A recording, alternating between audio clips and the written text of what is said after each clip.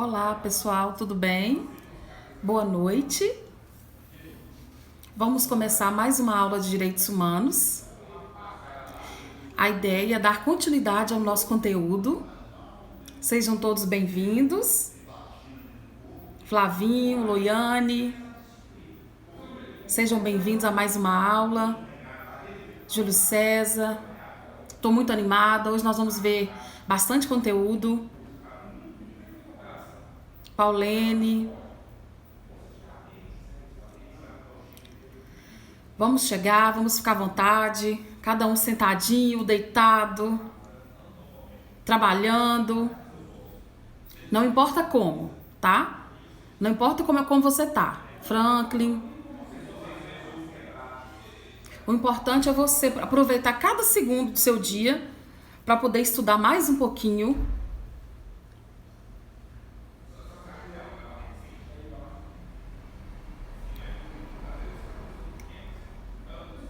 Aline, seja bem-vinda. Hoje nós vamos ver bastante conteúdo, tá? Não vou correr.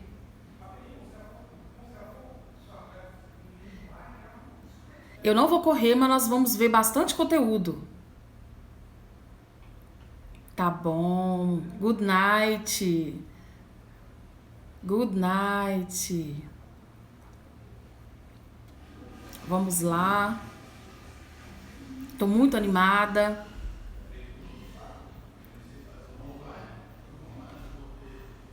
Vocês estão animados? Estão estudando?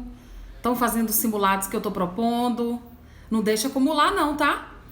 Se acumular, fica pior. Na medida que a gente vai acumulando simulado, você vê aquele tanto e desanima só de ver. Então o certo é você não deixar acumular.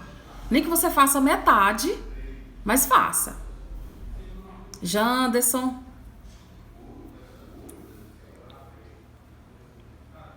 Muito animada para a aula de hoje, tá bom? Nós vamos revisar 10 minutos a aula passada. E vamos começar com um material inédito. Ronivaldo, seja bem-vindo. Alguma dificuldade nos primeiros simulados? Não deixa de fazer. Depois vocês não vão achar nem quem perguntar. O edital sendo publicado, a nossa equipe vai ficar completamente ocupada. Então é bom que você tire suas dúvidas agora. A Luciana postou dicas, suas dúvidas no grupo, foi bem bacana. Será que foi só a Luciana que fez o simulado? Só ela que postou as dúvidas?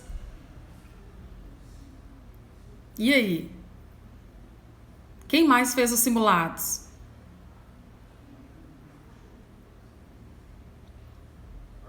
Franklin, a Aline também deve ter feito.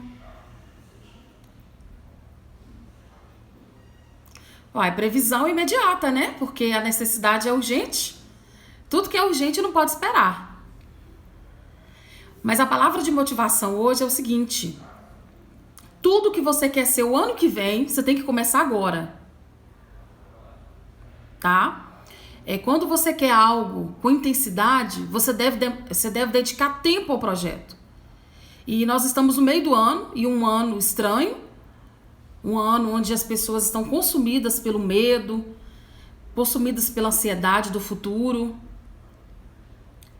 A melhor forma de você cuidar do seu futuro e cuidar da ansiedade é justamente cuidando do seu futuro. O medo do futuro é quando você não está fazendo planejamento para ele. Mas quando você faz planejamento, o medo diminui. Então as pessoas têm medo de um futuro que ela não conhece. Mas e quando você planta? Quando você planta, o futuro tende a ser algo onde você deseja estar. Não é? Evelyn, boa noite. Agora nós vamos começar. Tava só esperando a Evelyn chegar pra gente começar. Tá bom? Vamos lá. Então, o tema dos direitos humanos é um tema decisivo para a sua prova, porque é um tema que a maioria dos candidatos tem dificuldade de estudar sozinho, o material é muito vasto, muito complexo, e aquele que tem um material simples consegue desenvolver em casa, na escola, e tem um bom desempenho. Então, a nossa meta é termos um material simples, revisado, escrito, tá bom? Perguntando se eu vou dar a mesma atenção. Eu pretendo, tá, Franklin?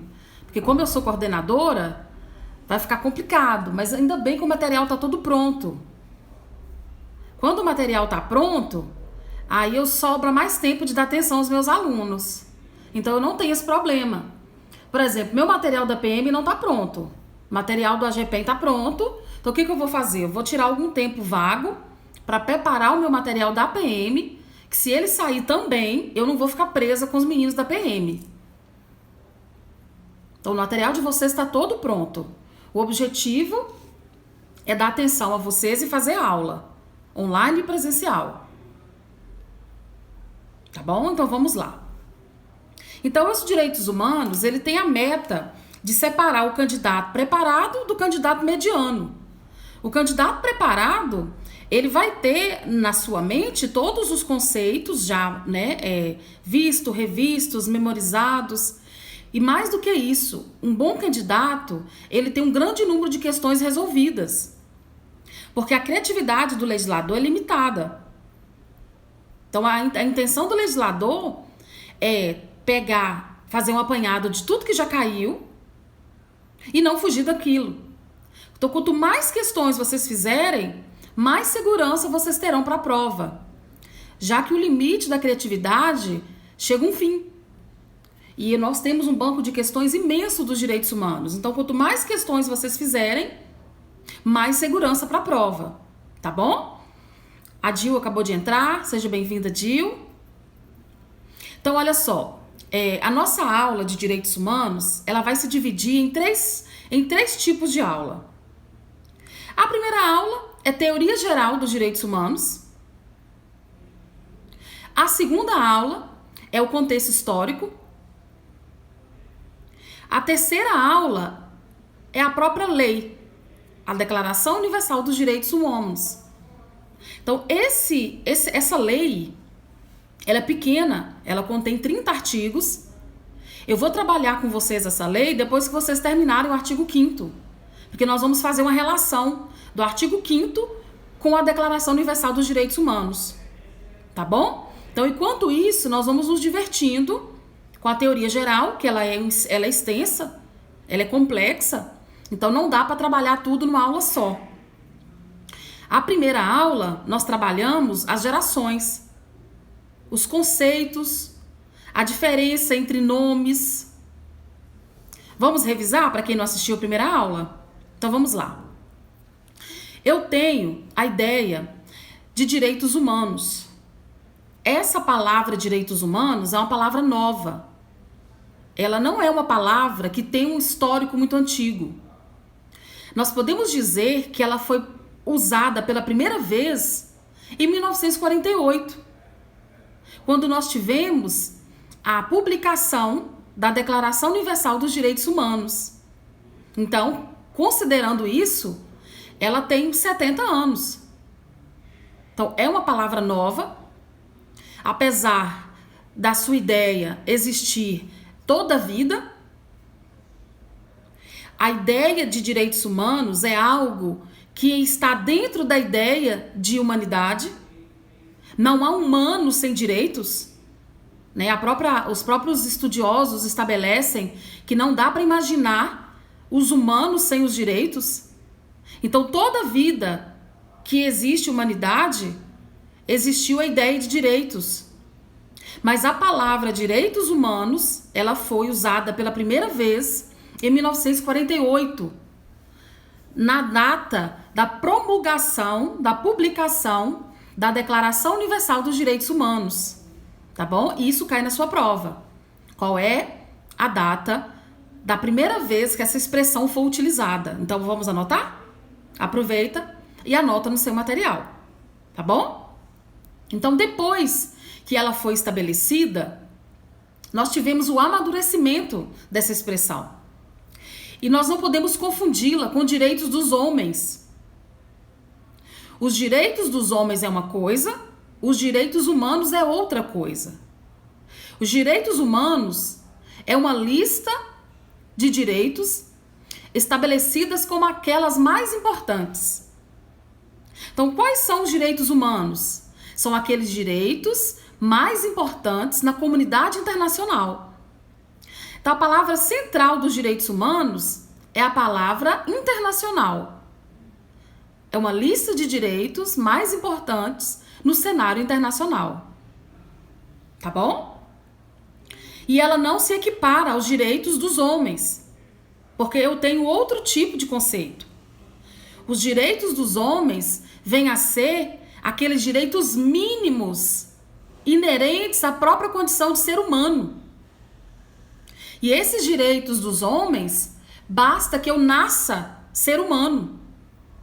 Ele não exige nem que eu seja nacional, ele não exige que eu esteja ligada a uma nacionalidade, ele não exige que eu esteja morando em um país, que eu tenha direitos políticos. Direitos dos homens é aquela lista simples, é uma lista mínima de direitos que eu tenho, bastando ter nascido ser humano. Então, para você ver, não tem ligação. Direitos humanos é uma coisa, direito dos homens é outra. E eu tenho outra expressão que também pode se aproximar dos direitos humanos. Mas vocês viram na primeira aula que não tem nada a ver. A palavra direitos fundamentais, ela é outra lista dos direitos que o meu país considera como aqueles mais importantes.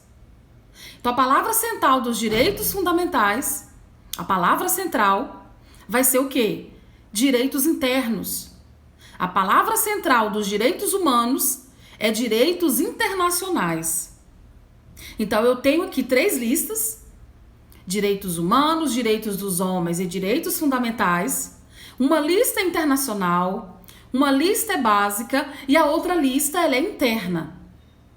A lista dos direitos fundamentais, ela vai exigir do cidadão a nacionalidade.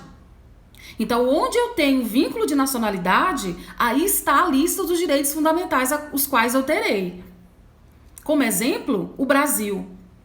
O Brasil tem seus direitos fundamentais e o brasileiro tem acesso, é titular desses direitos. Tá bom? Vamos dizer que um estrangeiro chegue aqui e queira ter a possibilidade de usufruir todos os direitos fundamentais. Ele não pode, porque alguns deles são estritamente para aqueles que são brasileiros natos e nenhum estrangeiro pode usufruir, tá bom? Então a lista dos direitos fundamentais vai estabelecer um critério de nacionalidade. Eu não posso, estrangeira, ser e tentar usufruir direitos que são daqueles que são naturalmente brasileiros, tá bom? Essa foi a nossa primeira diferença na primeira aula. Para o final, nós trabalhamos as gerações, que não mais se usa a palavra geração. Nós atualmente usamos a palavra dimensão, porque a ideia de geração foi superada. Já que geração não mais significa um direito que substituiu o outro. Nós temos a outra ideia. Nós temos a ideia de que a cada geração, novos direitos são acrescentados e incorporados. Então, morreu a ideia de que geração ultrapassa geração. E o que eu tenho também ao estabelecer as dimensões? Eu tenho que uma dimensão existe dentro da outra e juntamente com a outra. Eu não preciso superar uma dimensão para usufruir a outra dimensão. Então, hoje nós temos 5 dimensões, gerações, que as bancas costumam cobrar 5. Na última prova do AGPEM, ela cobrou as 5 gerações e vocês precisam saber. A primeira geração, a segunda e a terceira coincidem com os lemas da Revolução Francesa. coincide com os lemas da Revolução Francesa. E a pergunta que se faz é o seguinte: eu preciso ter ordem nos lemas? Sim. Os lemas são ditos de forma cronológica.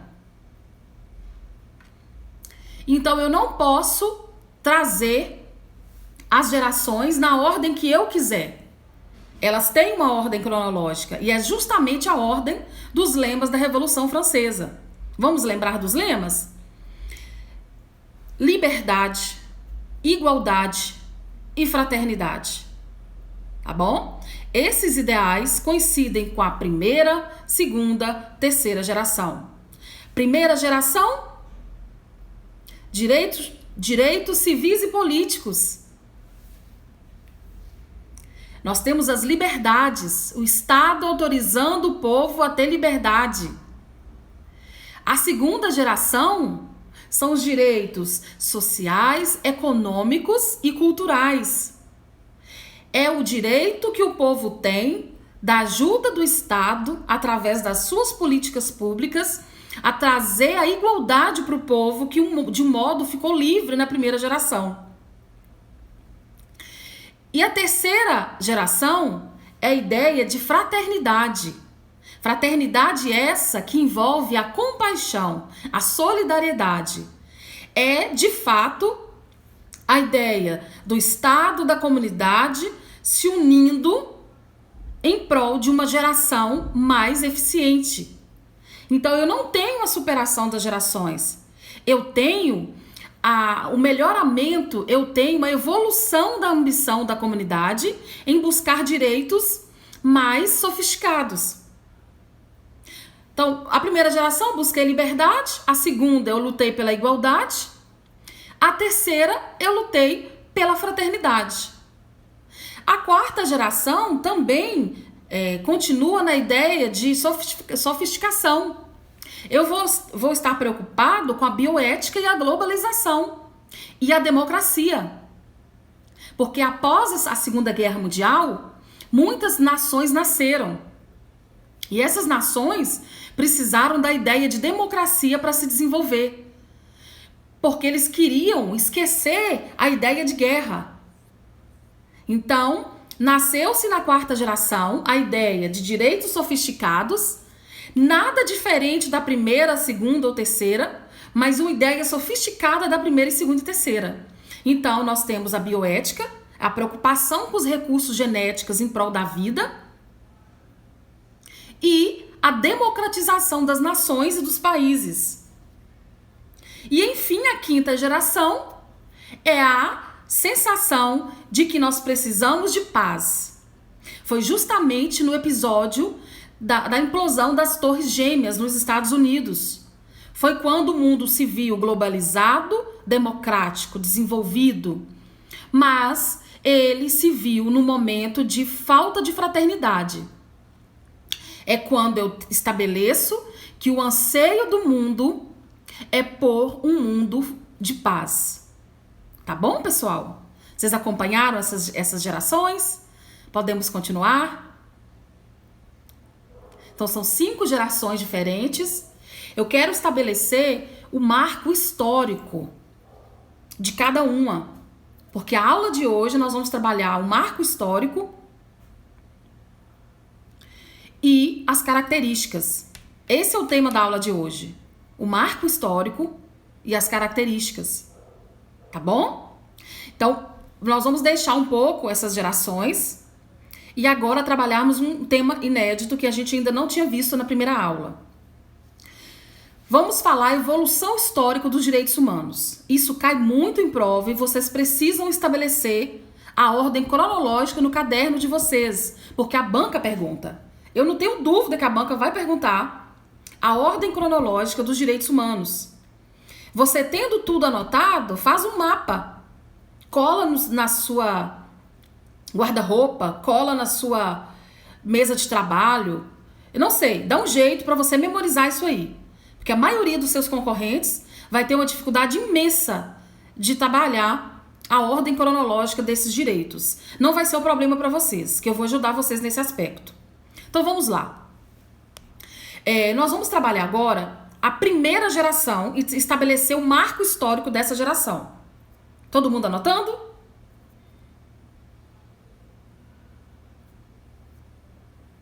Todo mundo anotando, tá? Primeira geração, marco histórico, Revolução Francesa.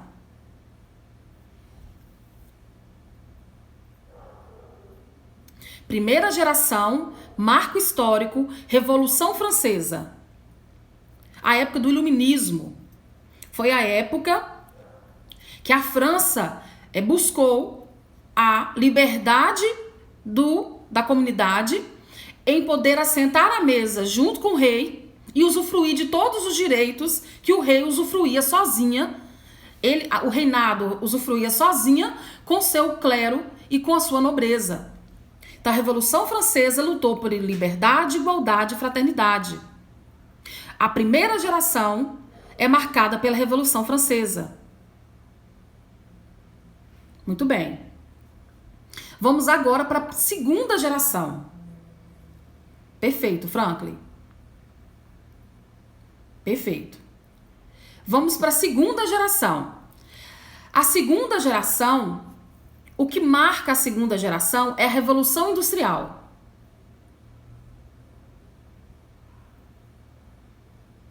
Foi logo após a Primeira Guerra Mundial. Revolução Industrial, logo após a Primeira Guerra. Não é à toa que a segunda geração envolve direitos trabalhistas, que são os direitos sociais. Não é à toa que a segunda geração são os direitos trabalhistas, os direitos sociais. Direito a trabalho, direito à segurança do trabalho, direito a FGTS, direito a seguro-desemprego. Esses direitos foram elaborados na segunda geração essa que ocorreu na Revolução Industrial. Então faz sentido, não faz? Faz todo sentido que a Revolução Industrial ocorreu na segunda geração.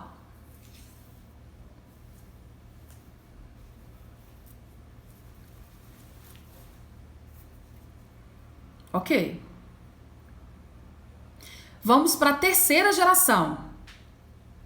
Muito bem, Franklin. Olha o que o Franklin está anotando. Eu não sei se fica na live depois, mas quem não conseguiu anotar pode pegar essas anotações do Franklin. Terceira geração. A terceira geração vai ser exatamente após a Segunda Guerra Mundial.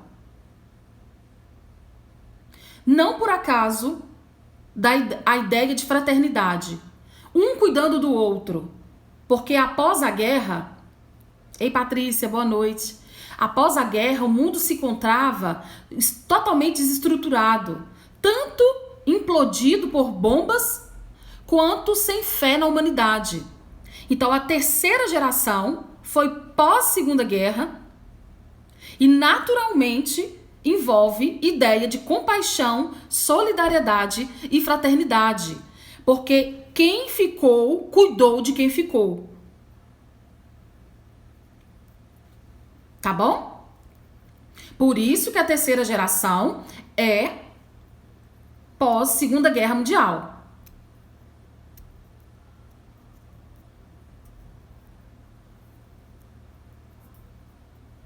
Ótimo. Então, olha só, o que a banca pode perguntar? Oi, Suliane. Boa noite. Não vi você entrando. O que a banca pode perguntar? Olha que pergunta ótima. Vem comigo. A banca pode perguntar o seguinte: em qual geração nasceu a Declaração Universal dos Direitos Humanos? Isso, Franklin. Em qual geração nasceu a Declaração Universal dos Direitos Humanos? Terceira geração. Pergunta de prova que faz todo sentido para você.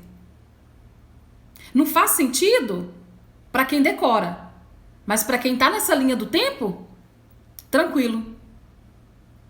Ei, Richard, bem-vindo. Tá, pessoal? Então, nessa cronologia faz sentido que a Declaração Universal dos Direitos Humanos nasceu na terceira geração. Pós Segunda Guerra.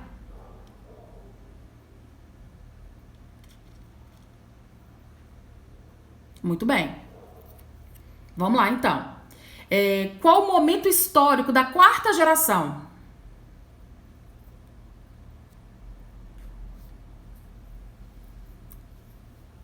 Tá sumido, Richard? Vamos estudar?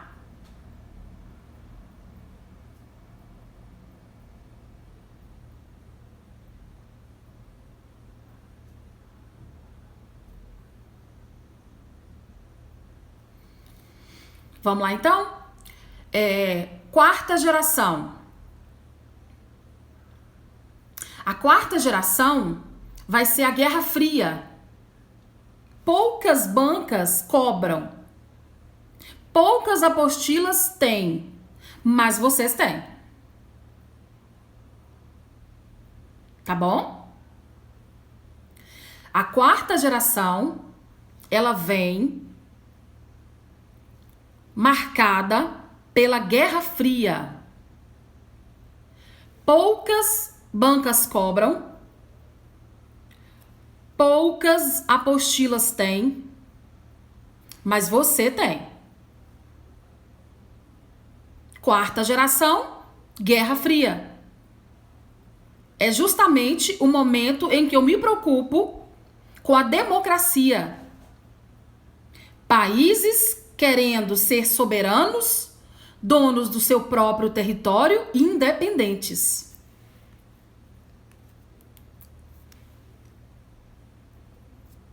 Tá bom? Muito bem. Isso. Os países tiveram essa Guerra Fria, né? Nenhum país usou... isso mesmo. Nenhum país invadiu o outro na Guerra Fria, por isso que chama Guerra Fria, né? Porque não houve bomba. A Guerra Fria, nenhum país invadiu o outro, mas o sonho do mundo era a democracia. E nessa ideia de democracia também era a evolução da ciência. E a quinta geração, que é a mais fácil, que é a paz, foi o atentado de 11 de setembro nos Estados Unidos.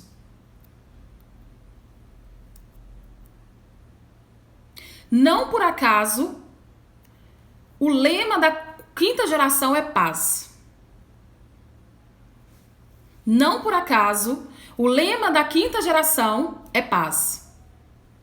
Paz mundial. O mundo pós-Segunda Guerra, pós-Guerra Fria, democraticamente desenvolvido, economicamente desenvolvido e, de repente, uma ameaça terrorista põe fim a um sonho americano. E os direitos sofisticados dão lugar a um direito natural. Paz. E os direitos sofisticados dão origem a um direito natural. Paz. Por isso que a ideia de geração não serve. A quinta geração é nós voltarmos na primeira geração. E na segunda geração. Tá bom? Então esses são os marcos históricos das gerações. Os marcos históricos das gerações. Cai na sua prova. Muito bem.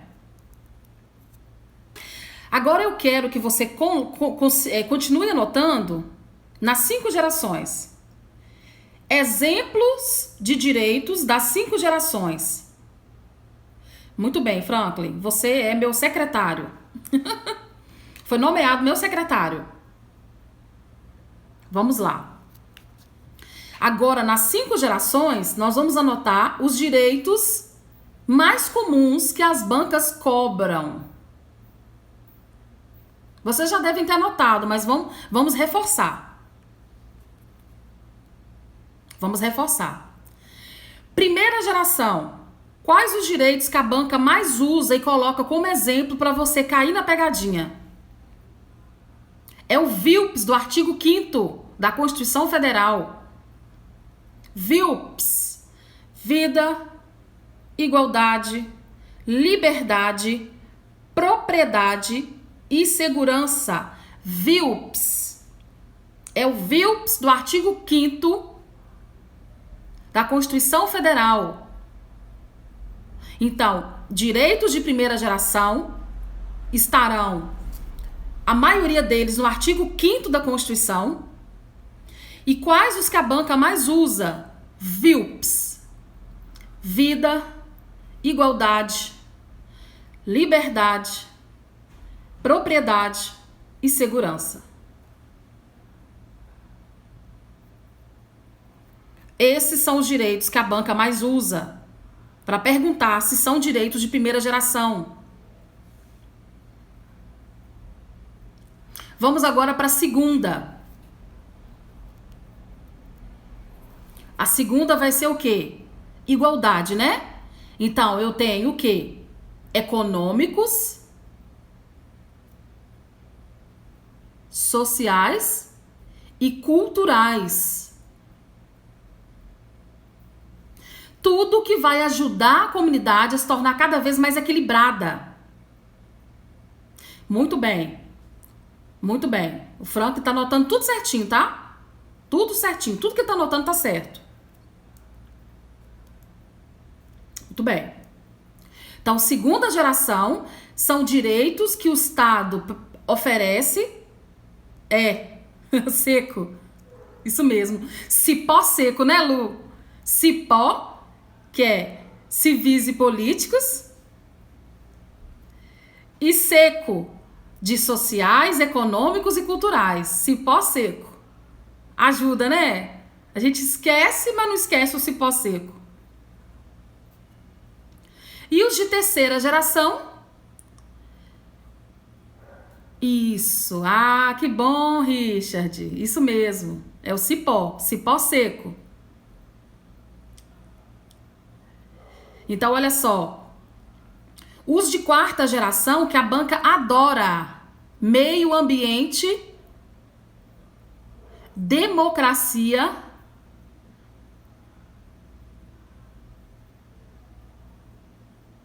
e bioética. Medicina moderna.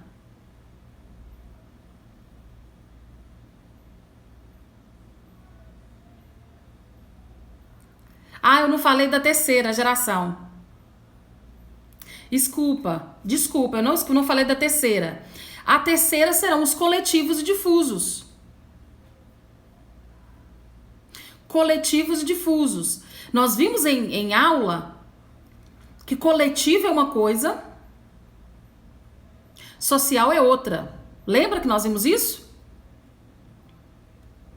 Social é quando eu tenho um grupo de pessoas. Ei, Pamela, boa noite. Social é quando eu tenho um grupo de pessoas.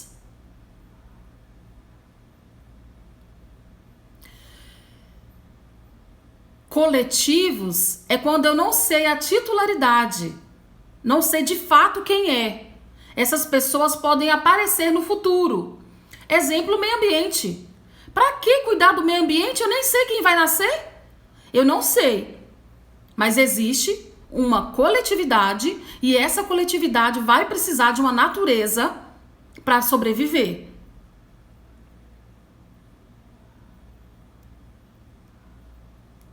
E por último, a quinta geração são direitos de paz. Que não tem tanto problema, né? A geração mais fácil é a quinta geração. A mais complexa é a terceira. Então, o que você vai fazer? Você vai focar na terceira. É a mais difícil. Porque o pessoal não aprende o que é difuso.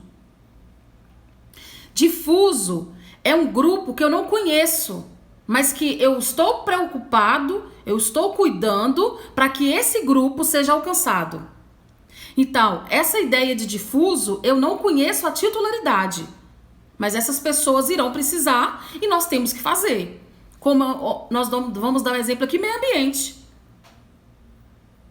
Por exemplo, eu tenho uma filha, eu não sei se ela vai ter filhos. Para que eu vou preocupar com a natureza para o meu neto? Eu não sei se ela vai ter filhos. Mas eu preciso preocupar sim. A titularidade é indeterminada, mas nós precisamos nos preocupar.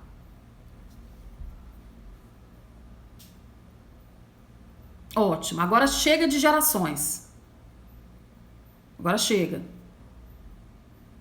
Nós vamos falar agora como nasceu a Declaração Universal dos Direitos Humanos.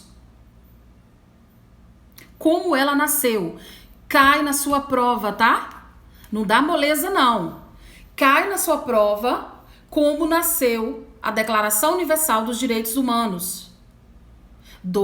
Vamos repetir o exemplo da quarta geração. Vamos lá.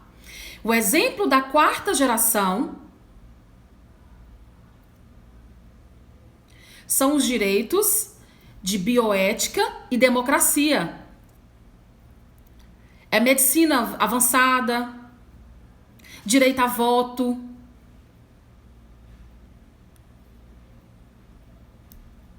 direito de ser eleito.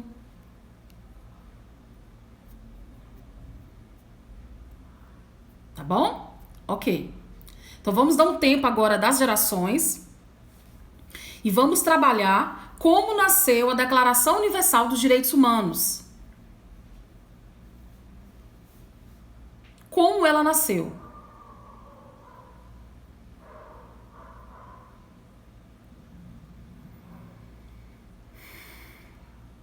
Vamos lá então. Como nasceu a Declaração Universal dos Direitos do Homem?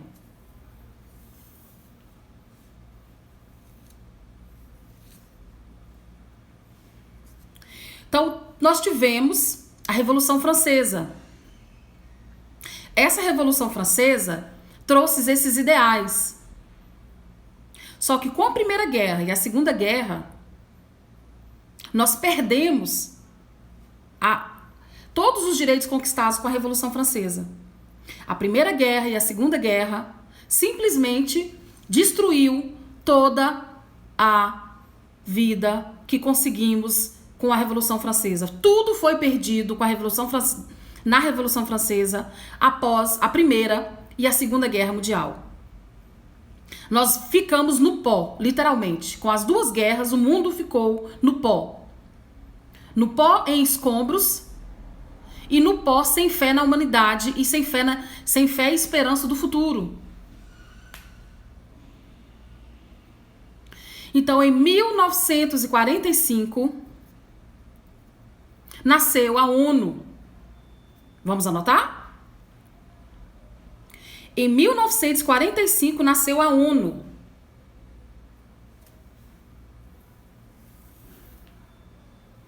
Em 1945, nasceu a ONU, Organização das Nações Unidas.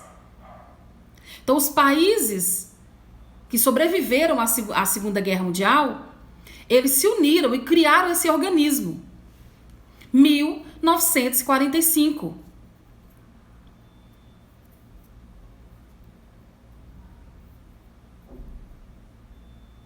E eles fizeram várias reuniões pensando no futuro do mundo. E em 1948 foi publicada a carta que se chama Declaração Universal dos Direitos Humanos.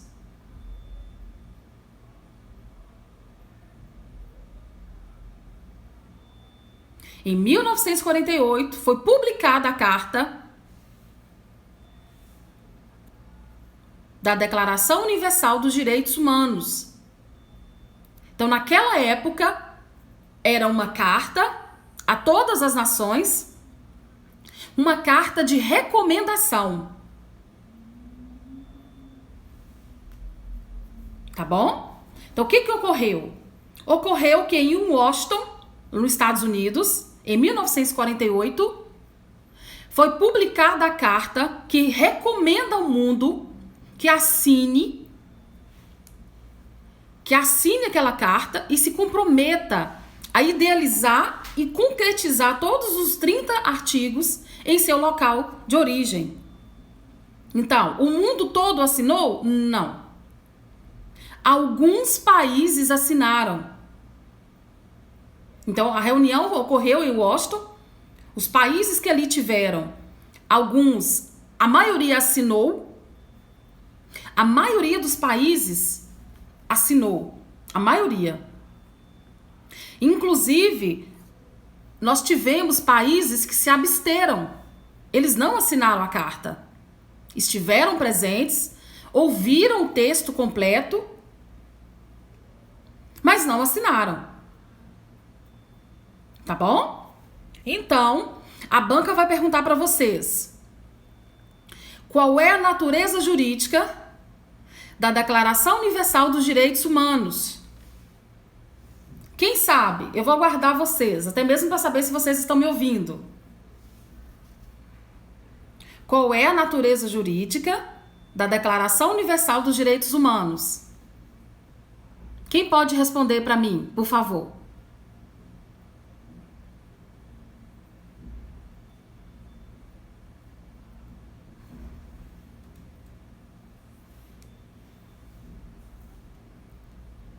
Qual é a natureza jurídica da Declaração Universal dos Direitos Humanos? Quem sabe? Pode escrever, por favor.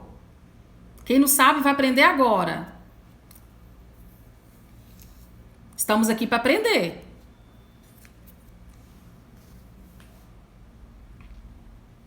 Então vamos lá. Não. Você vai aprender agora, viu, Franklin? Nunca mais você vai errar. A natureza jurídica da Declaração Universal dos Direitos Humanos é de que ela é uma recomendação. Ela não tem força de lei. Quem assinou sabia que ela era uma carta. Quem assinou, os países ali presentes que assinaram, sabia que ela era uma recomendação e que ela não tinha força de lei. Naquele momento, eles se comprometeram em trazer esses direitos para o seu país de forma efetiva. Mas ali se tratava apenas de uma recomendação.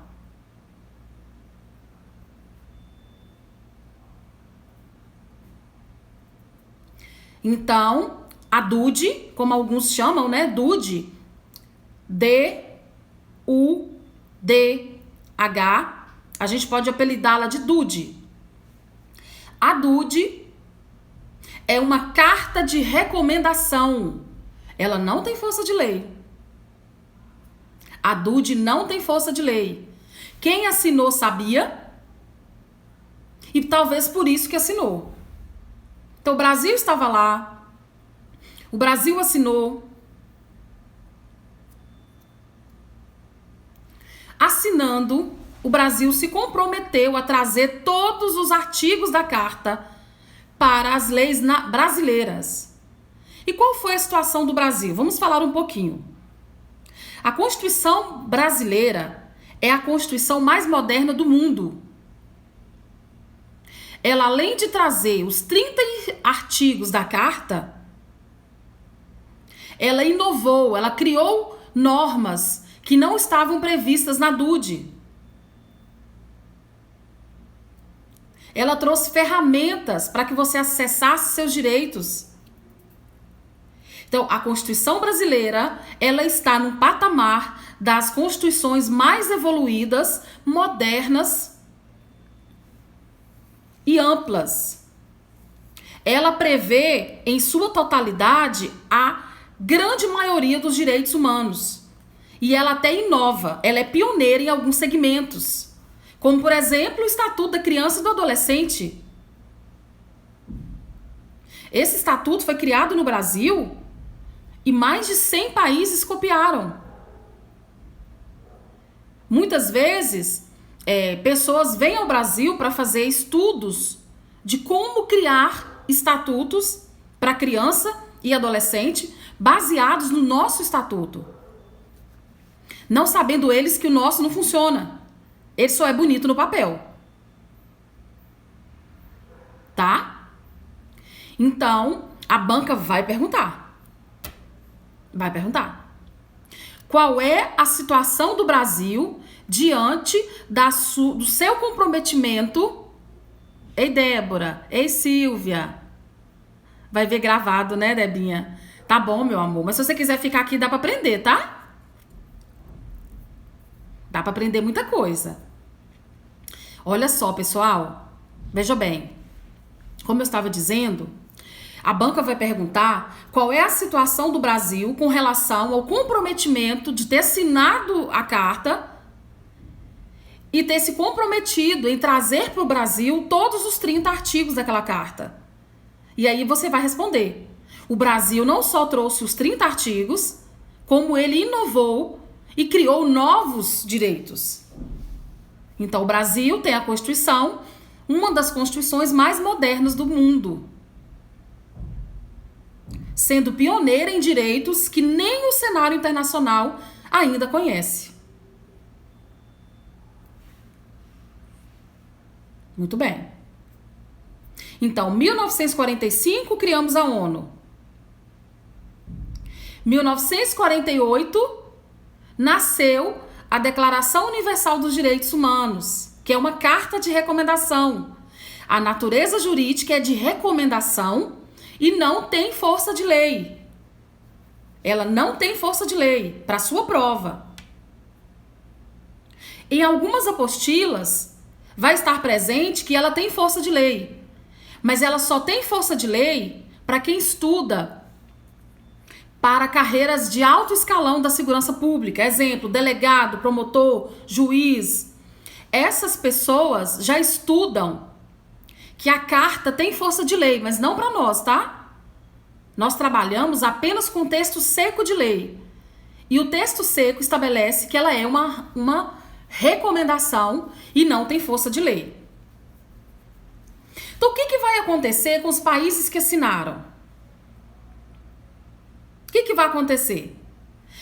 Eles são obrigados a obedecer os 30 artigos?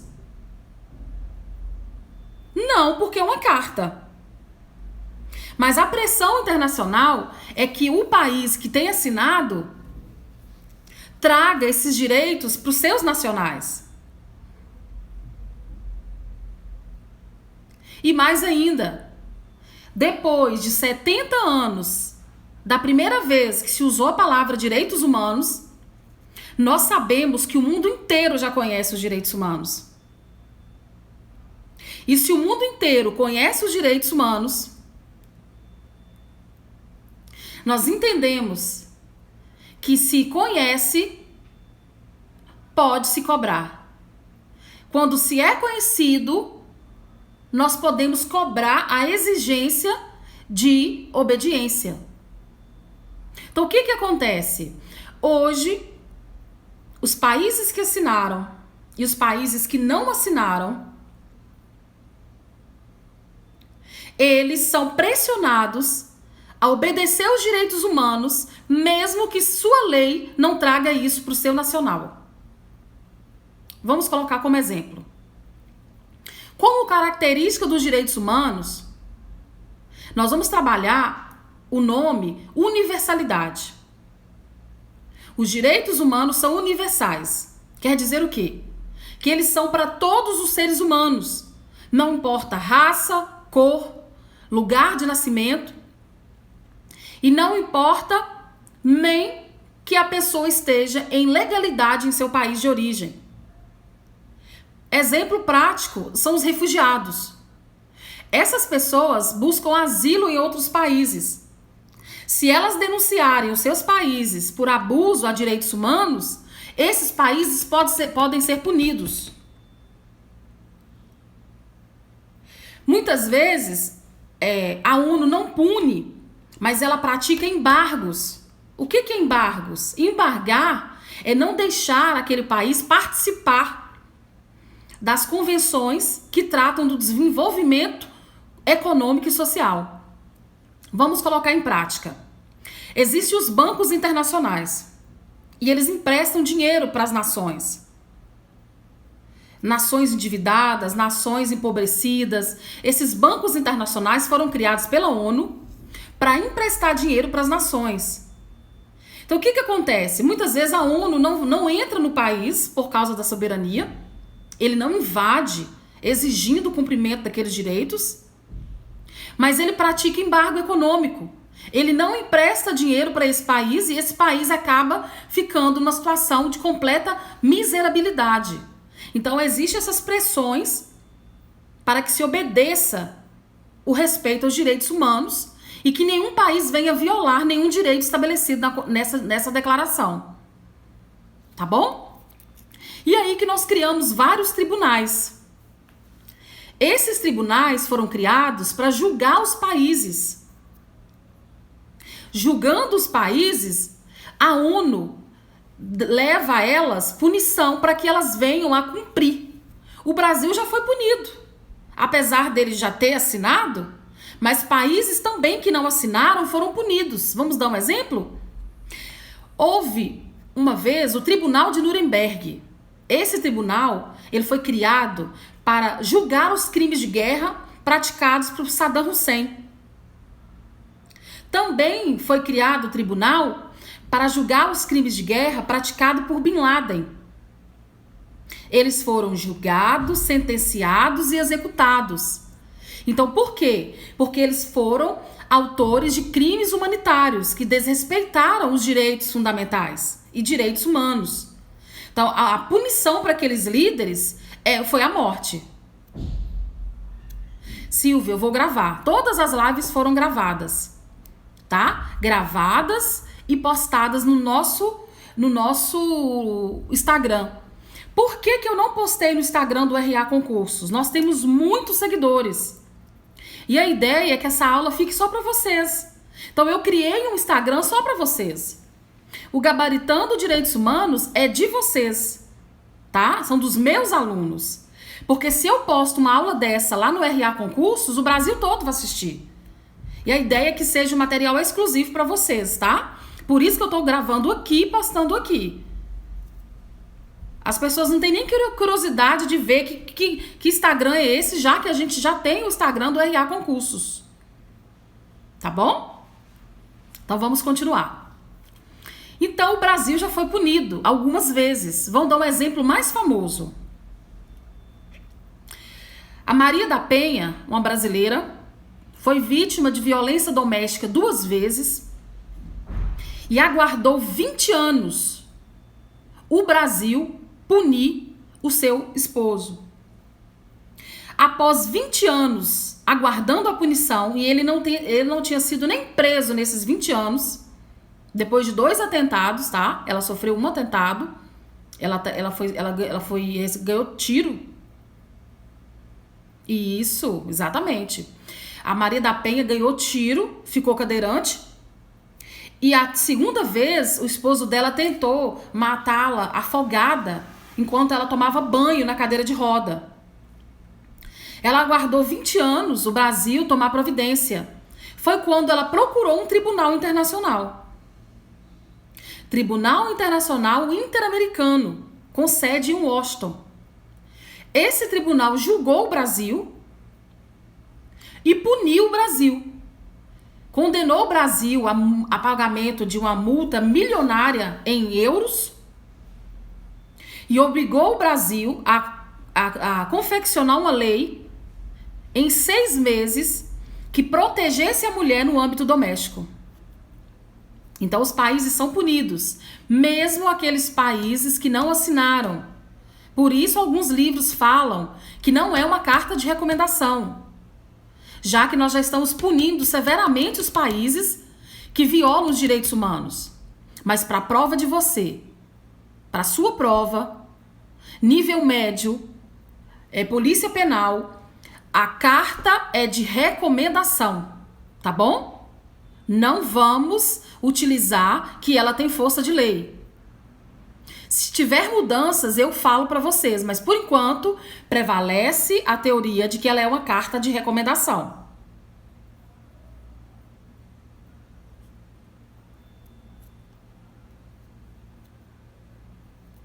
Tá bom? Então vamos lá. Agora, nós vamos trabalhar as características. Vai interar 1 hora de aula. Eu vou fechar daqui a pouquinho e nós voltamos para concluir as características, que eu não tenho pressa, tá? Hoje eu concluo as características com vocês. Tá bom? Tá tudo certinho? Nós podemos continuar? Tem alguma pergunta? Alguma dúvida? A Lu tá caladinha, a Paulene nem sei se tá por aí. Vamos trabalhar as características sem pressa, porque elas caem muito. A matéria de direitos humanos é imensa, mas a gente sabe o que cai. É sempre a mesma coisa, não tem novidade. Tá? E toda vez que eu pego uma prova e abro, eu dou gargalhadas. Que eu falo assim, gente, caiu exatamente o que nós estudamos. Então não precisa ler essas apostilas imensas. Foque só nisso que nós estamos dando nessa live. Não precisa de nada além do que está nessa live. É o suficiente. Tá bom? Eu lembro que eu comecei a aula, já era 8h15. Então daqui 5 minutos vai fechar. Tá? Então eu já vou fechar logo para abrir uma outra live com as características. Para não quebrar. Essa vai ficar como contexto histórico. E a próxima vai ser a live das características. Tá bom? Então eu vou fechar agora para ficar certinho o tempo cronológico do Instagram, porque ele só aceita 1 hora. Aí eu volto daqui 5 minutos, é o tempo de tomar uma água. Você também é o tempo de tomar uma água.